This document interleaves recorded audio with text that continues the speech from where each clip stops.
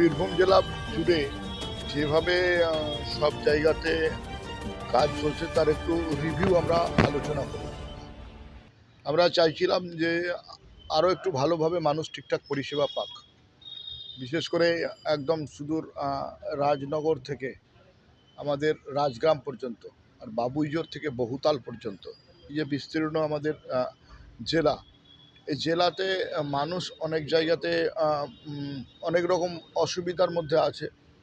তো সেগুলো যাতে আরও বেশি সুবিধা হয়। আর অনেক ভোট পরবর্তী হিংসাতে অনেক লোক অত্যাচারিত করেছে, আর অনেক লোক অত্যাচারিত হয়েছে। তার আমরা অনেক লোকেদের নাম আমরা বলেছি যে এরা এখনও ঘুরে বেড়াচ্ছে আর এদের এখনও বিহিত ব্যবস্থা হয়নি। সেজন্য ইন্ডিভিজুয়াল আমি সংবাদ মাধ্যমের সামনে আনতে চাইছি না, কিন্তু এদের বিহিত ব্যবস্থা হতে হবে।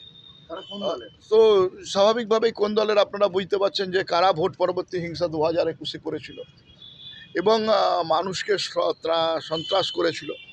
তো তাদের বিহিত ব্যবস্থা করার জন্য প্রশাসনকে এগানোর জন্য আমাদের মাননীয় বিধায়ক দুবরাজপুর অর্ণব সাহা, মাননীয় বিধায়ক আমাদের কৃষ্ণকান্ত সাহা সাঁইথিয়া, আমরা এসেছিলাম। আমাদের সংগঠনের পক্ষ থেকেও মাননীয় নেতৃত্বরা ছিলেন। স্বাভাবিকভাবেই আমরা দেখেছি যে এই করতে গিয়ে যাতে মানুষকে আরও সুবিধা পাইয়ে দেওয়া যায়, ন্যায় যাতে আইনের শাসন প্রতিষ্ঠা হয়, বিগত দিনের পুলিশ আর আজকের পুলিশ একরকম যাতে না হয়, টেবিলের তলে যাতে পুলিশকে না থাকতে হয়, পুলিশ যাতে অন্যায় যদি হয় তো অন্যায়ের যেন প্রতিবাদ করতে পারে, তার জন্য আমরা কিভাবে কি হচ্ছে ডিটেলসে আমরা একটু আলোচনা করেছি। এই সাথে সাথে আমরা একটা বিষয়ের উপরে আলোকপাত করেছি যে এখানে আমাদের সিউড়িতে একটা পাইলট প্রজেক্ট চালু হয়েছে, করার প্রয়াস চলছে।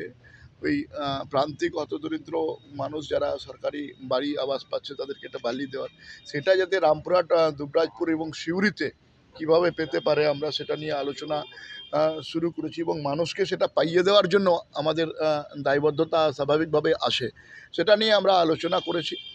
বিশেষ করে আমাদের বিভিন্ন জায়গায় ড্রাগসের একটা ব্যবস্থা কার্যকারী চালিয়ে যাচ্ছে, বিগত দিনেও চালিয়েছে।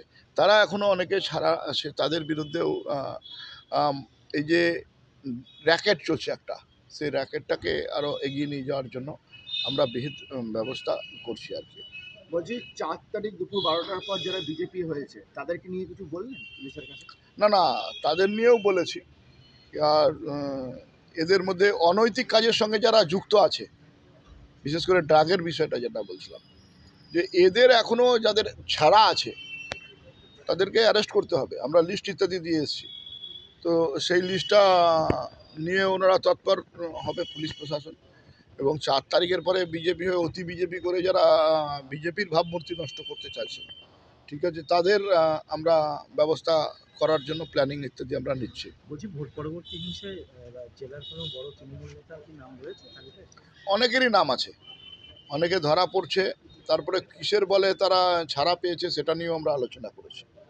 ঠিক আছে, স্বাভাবিকভাবে সেটা বিষয়ে আগামী সময় আমাদের আরও এই আলোচনা হবে, বিস্তৃত আলোচনা হবে।